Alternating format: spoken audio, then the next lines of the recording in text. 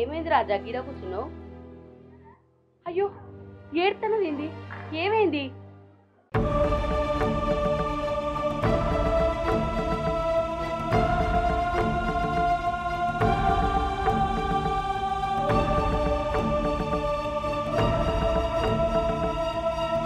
ఏయ్ ఇంట్లో ఎవరున్నారయ్యా? బయటికి రండి.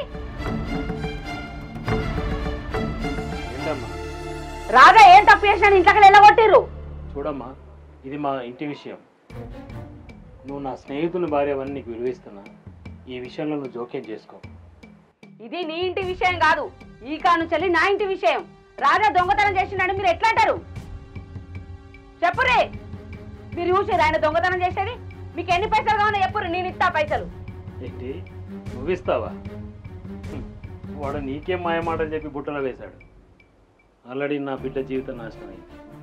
నీ మంచి కోరి చెప్తున్నా, వాడి మాటలు విని నీ జీవితం నాశనం చేసుకో. వెళ్ళు.